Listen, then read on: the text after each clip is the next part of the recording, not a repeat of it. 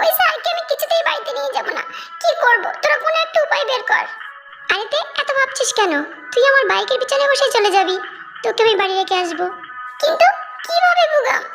আরে আজ যদি পাঁচিল টপকাবি অন্য দিনের মতো স্কুল শেষ হওয়ার আগে, আর আমি পাঁচিল টপকাবো তোর আগে। হ্যাঁ দে, প্রোগ্রাম ঠিকই বলেছে, তোর আগেও পাঁচিল টপকে যাবে, তার কিছুক্ষণ পরে তুই যাবি। ক্লাস শুরু হয়েছে, জঙ্কুক ক্লাসে এসেছে, কিন্তু তেকে আজ কিছুই বলল না। ক্লাস শেষ হওয়ার পরে জঙ্কুক যাওয়ার সময় তেকে বলে গেল, তে তুই আমার জন্য নিচে অপেক্ষা করবি, কথাটা মনে রাখিস। তে মনে মনে জঙ্কুককে অনেক গালাগালি দিচ্ছে, কিন্তু জোরে জোরে কিছুই বলতে পারছে না। শালা জঙ্কুকের বাচ্চা, আমার পিছে একেবারে জোকের মতো লেগে গেছে। তোর মা বাবা যদি তোর নাম জঙ্কুক না রেখে জোক রাখতো তবে খুব ভালো হতো। 2 পিরিয়ড পার হওয়ার পরে ভুগাম আগে চলে গেছে, এবার তের পালা। তে অনেক সাবধানের সাথে পাঁচিল টপকানোর জন্য আস্তে আস্তে পাঁচিলের পাশে গেল। এদিকে জঙ্কুক অফিসে বসে মনোযোগ দিয়ে খাতায় কি একটা কাজ করছে। সুগা একটা ক্লাস করে সবে এসে বসেছে, হঠাৎই তের দিকে নজর গেল। এই জঙ্কুক, এই জঙ্কুক, দেখ দেখ তো তে আজও পালাচ্ছে, দেখ পাঁচিল টপকাচ্ছে। জঙ্কুক সুগার কথা শুনে হঠাৎই সামনে তাকালো, তাকিয়ে দেখলো তে পাঁচিল থেকে লাফ দিয়ে নিচে পড়েছে। আরে এই মেয়েটা না একটা কথা বুঝতে চায় না, আমি একে বারবার করে বলেছি যে বাড়িতে আমি রেখে আসবো, তবুও দেখ পাঁচিল টপকাচ্ছে। জঙ্কুক বিয়ে তো করছিস ওকে, তবে খেয়াল রাখিস বাসরাতে যেন পালিয়ে না যায়, তবে কিন্তু তোর বাসরাতটা তোকে একাই কাটাতে হবে। জঙ্কুক একটু দুষ্টে এসে বলল, সুগা অত ভাবিস না, আমার বউ কিভাবে সামলাতে হয় সেটা আমি ভালোভাবেই জানি। তে তাড়াতাড়ি বাড়িতে চলে এসেছে, এটা দেখেও আয়ু থেকে কিছুই বলল না। আয়ু যেন আজ খুশি হয়েছে অন্য দিনের তুলনায় তে বাড়িতে আসাতে। আয়ু আজ মেয়েকে নিজে হাতে খাওয়ালো। এরই মাঝে হঠাৎই দরজায় কলিং বেল বেজে উঠলো। তে ছুটে গিয়ে দরজা খুললো। একজন লোক এসে তের হাতে বড় একটা ব্যাগ ধরিয়ে দিয়েছে আর বলল, আরেম স্যার এটা দিয়েছে। আরে এটা আঙ্কেল আর আন্টি আমার জন্য পাঠিয়েছে। মা, মা দেখো মা, আঙ্কেল আর আন্টি আমার জন্য কি পাঠিয়েছে দেখো মা। তে কথা বলতে বলতে আয়ু নিচে চলে এসেছে। কি পাঠিয়েছে মা? কই দেখি কি পাঠিয়েছে। দেখো মা, এক ব্যাগ ভর্তি জিনিসপত্র, দেখো মা। আমি খুলবো মা? হ্যাঁ খোলো। তে ব্যাগটা খুলে অবাক হয়ে গেল, কারণ এই ব্যাগের ভিতরে বিয়ের জিনিসপত্র, মেহেন্দি, শাড়ি, হলুদ। মা এগুলো সব তো বিয়েতে কাজে লাগে তাই না? মা এগুলো তো সব বিয়ের জিনিসপত্র মা। কার বিয়ে? তোমার বিয়েতে। আজ তোমার বিয়ে, তোমার জিন আন্টি আর আরিম আঙ্কেলের ছেলের সাথে। বিয়ে? আমার বিয়ে মা? তুমি কি কথা বলছো মা? আমার বিয়ে? আমি কিছুতেই বিয়ে করবো না মা। মা তোর জিন আন্টি আর আঙ্কেলের ছেলে খুব ভালো, ও বিদেশে থাকে, 1 সপ্তাহ হয়েছে বাড়ি চলে এসেছে। অনেক ভালো ছেলে মা, ওর মতো ভালো ছেলে আমরা পাবো না। কিন্তু মা আমি যে ডাক্তার হবো, পড়াশোনা করি মা, আমি তো পড়াশোনা করতে যাই মা, আমি বিয়ে করতে চাই না। আয়ু তেকে অনেক বোঝানোর চেষ্টা করলো, কিন্তু তে বুঝলো না। সে যে ঘরে দরজা বন্ধ করে বসে আছে। তে আমার সোনা, দরজা খোল মা, শোন আমার কথা শোন মা, এক্ষুনি সবাই এসে পড়বে, তোর আব্বু এক্ষুনি বাড়িতে চলে আসবে মা, শোন। এর মধ্যে জিমিন প্রতিদিনের মতো আজও এসেছে। আন্টি, আন্টি, তে কই? জিমিন মা তুমি এসেছো? দেখো না তে দরজা বন্ধ করে বসে আছে, ও খুব রাগ করেছে। আন্টি কিন্তু কেন রাগ করে এভাবে কেন বসে আছে?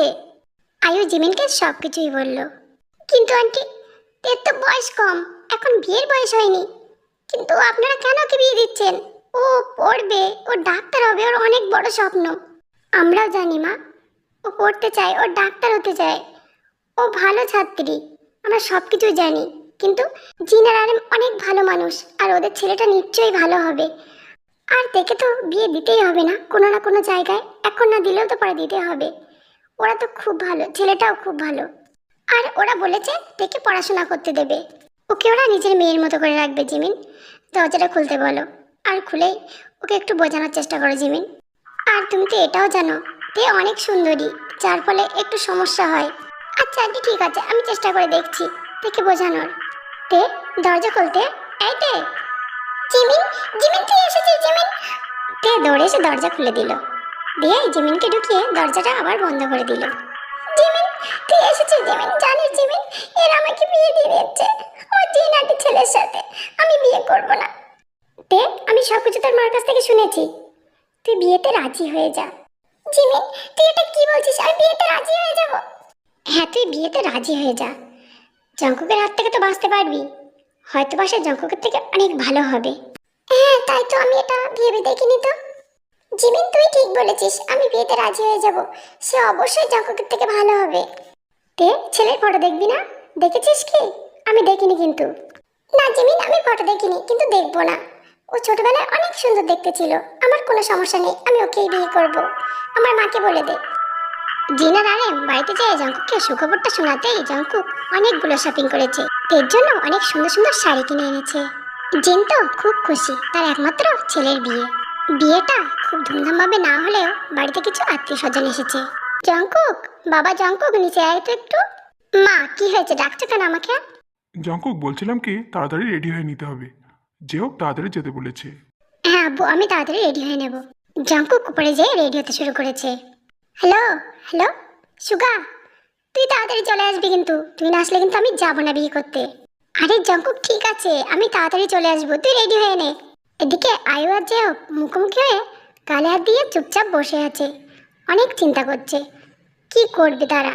তাদের একমাত্র মেয়েতে তে এই বিয়েতে রাজি না। তারা এখন কি করবে? জঙ্কুকের মতো এত ভালো ছেলে তারা কোথাও খুঁজে পাবে না। তাদের মেয়েকে তো বিয়ে দিতেই হবে, এখন না হলেও কয়েক বছর পরে। এমন সময় জিমিন ওপর থেকে দৌড়াতে দৌড়াতে আসছে। আঙ্কেল, আন্টি, তোমরা কি চিন্তা করছো এইভাবে বসে বসে? তে বিয়েতে রাজি হয়ে গেছে। কি বলছো মা জিমিন? তে বিয়েতে রাজি হয়ে গেছে? হ্যাঁ আন্টি, হ্যাঁ, তে বিয়েতে রাজি হয়ে গেছে। সত্যি বলছো মাজিমিন, তে রাজি হয়ে গেছে? আমি খুব খুশি হয়েছি। জিমিন, এই মেহেন্দিগুলো নিয়ে যাও আর তের হাতে লাগিয়ে দাও। ওকে তাড়াতাড়ি রেডি করো। আন্টি, কোনো আত্মীয় স্বজন আসবে না? তেকে এইভাবে বিয়ে হবে? হ্যাঁ মা জিমিন, তেকে এইভাবে বিয়ে দিতে হবে। তের বয়সটা এখন কম। জিমিন যে তের হাতে মেহেন্দি লাগাতে শুরু করলো। তে, তোর বরের নামটাই তো শোনা হলো না, তোর হাতে কি নাম লিখবো আমি? জিমিন, তুই অত ভাবছিস কেন? তুই তোর নামটা লিখে দে না। যে লিখে দে আমার হাতে, আমার বরের নামের কোনো প্রয়োজন নেই। আমি জানতেও চাই না কি আমার বর। আচ্ছা ঠিক আছে, আমি আমার নামে লিখে দেই। তোর বিয়ে হয়ে যাওয়ার পরে তো তুই তোর বরের কাছে থাকবি, আমার কাছে তো আর থাকবি না। আমার নামটাই তোর হাতে থাক।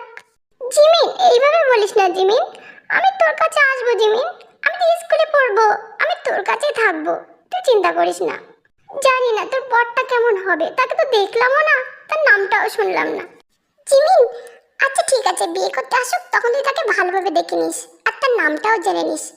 জঙ্কুকের থেকে নিশ্চয়ই ভালো হবে। রাত 8টা বেজে গেছে। এদিকে বরযাত্রী আর বর এসে হাজির। মুসলিম বিয়ে অনুযায়ী বরের তরফ থেকে মেয়ের সাজসজ্জা, শাড়ি, গহনা সবকিছুই দেওয়া হয়। আর সেগুলো নিয়ে আসলো সুগা। সুগা নিয়ে জিমিনের হাতে দিল। স্যার, স্যার, আপনি এখানে? জিমিন, আমাকে দেখে কেন অবাক হচ্ছ? তের আব্বুই আমাকে আসতে বলেছে। ও তাই, আমি বুঝতে পারিনি স্যার। বসুন বসুন। দেখে খুব সুন্দর করে সাজানো হয়েছে, দেখলে যেন মনে হচ্ছে ছোট্ট একটা পরী। জিমিন, যা না, দেখে আয় না আমার বরটা কেমন দেখতে, আমাকে একটু বলবি, যা না।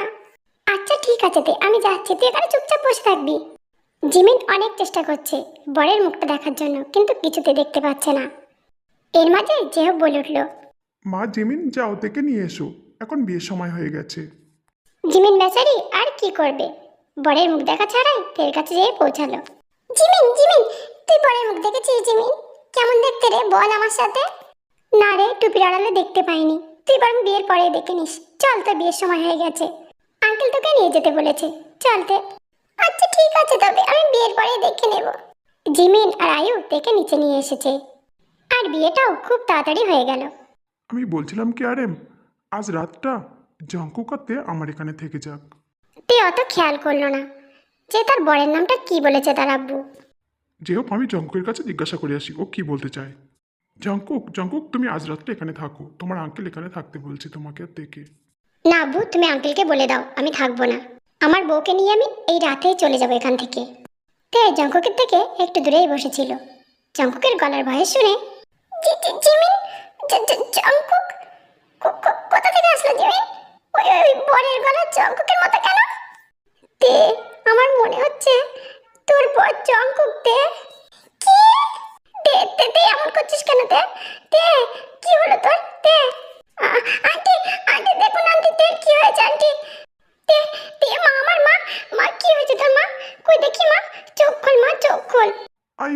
হয়েছে আমার তের? যেও, আমার তে মাথা ঘুরে পড়ে গেছে। যেও, দেখো না আমার মেয়েটার কি হয়েছে। আঙ্কেল আন্টি আপনারা বেশি চিন্তা করবেন না, আমি আছি, আমি দেখছি দের কি হয়েছে। জঙ্কুক তের কাছে আসলো, এসে থেকে ভালোভাবে দেখলো, দেখার পরে বলল, আঙ্কেল আন্টি আপনারা চিন্তা করবেন না, তের কিছুই হয়নি। তে শুধু মাথা ঘুরে পড়ে গেছে, আমি ওকে নিয়ে যাবো বাড়িতে, কোনো অসুবিধা হবে না, আর যদি কোনো সমস্যা হয় আমি ডাক্তার দেখিয়ে নেব। এই কথা বলে জঙ্কুক থেকে কোলে তুলে নিল।